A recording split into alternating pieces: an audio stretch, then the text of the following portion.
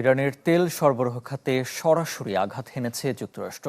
তেহরানের লাইফলাইন খ্যাত খার্ক দ্বীপের পর এর আশপাশের তেল অবকাঠামোতেও হামলার হুমকি দিয়েছে ট্রাম্প।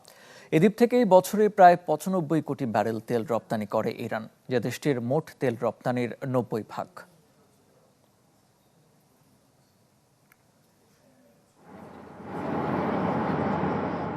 সংঘাতের ১৫ দিনে ইরানের গুরুত্বপূর্ণ খার্ক দ্বীপে হামলা চালিয়েছে যুক্তরাষ্ট্র। এতে কিছু সামরিক স্থাপনা ধ্বংসের দাবি করেছেন মার্কিন প্রেসিডেন্ট ডোনাল্ড ট্রাম্প। ভবিষ্যতে সেখানে থাকা তেলের স্থাপনাগুলোতেও হামলার হুঁশিয়ারি দিয়েছেন তিনি। এই দ্বীপ থেকেই ইরানের ৯০% তেল রপ্তানি হয় এবং এটিকে বলা হয় তেহরানের লাইফলাইন। বড় বড় তেলবাহী ট্যাঙ্কার প্রথমে দ্বীপটি থেকে তেল নিয়ে সেখান থেকে পারস্য উপসাগর ও হরমুজ প্রণালী অতিক্রম করে বিশ্বের বিভিন্ন দেশে যায়। বছরে প্রায় ৯৫ কোটি ব্যারেল তেল রপ্তানি হয় এই দ্বীপ থেকেই। এখান থেকে রপ্তানিকৃত তেলের সবচেয়ে বড় ক্রেতা হলো চীন।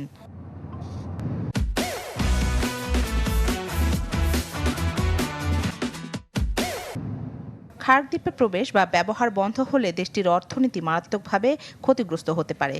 বিশেষজ্ঞদের কেউ কেউ আশঙ্কা করছেন, খার্ক দ্বীপে হামলার ফলে বৈশ্বিক তেলের বাজার নিয়ন্ত্রণের বাইরে চলে যেতে পারে।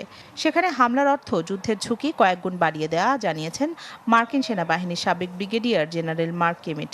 বিষয়টি এখন আর শুধু সামরিক বাহিনী বা সরকারকে হটিয়ে দেওয়ার মধ্যে সীমাবদ্ধ নেই, বরং এখন ইরানের অর্থনৈতিক প্রাণভোমরাকে লক্ষ্যবস্তু করার চেষ্টা করছে যুক্তরাষ্ট্র। বিখ্যাত ইরানি লেখক জালাল আল আহমদ একসময় এই নির্জন উপকূলে দাঁড়িয়ে খার্ক দ্বীপের নাম দিয়েছিলেন পারস্য উপসাগরের নিঃসঙ্গ মুক্তা। বুশের প্রদেশের ২২ কিলোমিটার আয়তনের এই ক্ষুদ্র প্রবাল দ্বীপ ইরানিদের কাছে নিষিদ্ধ দ্বীপ নামেও পরিচিত। আইআরজিসির কঠোর পাহারায় থাকা এই দ্বীপে কেবল বিশেষ অনুমতি পাওয়া ব্যক্তিরাই যেতে পারেন। আন্তর্জাতিক নিষেধাজ্ঞা সত্ত্বেও ইরান এই দ্বীপের সক্ষমতা বাড়িয়েছে। ২০২৫ সালের মে মাসের এক প্রতিবেদন বলছে, নতুন দুটি বিশাল ট্যাঙ্ক সংস্কারের মাধ্যমে এর ধারণ ক্ষমতা আরও ২০ লাখ ব্যারেল বৃদ্ধি করা হয়েছে। বর্তমানে ইরানের দৈনিক রপ্তানি ১৬ লাখ ব্যারেলের আশপাশে হলেও এই টার্মিনালের সর্বোচ্চ সক্ষমতা দিনে ৭০ লাখ ব্যারেল।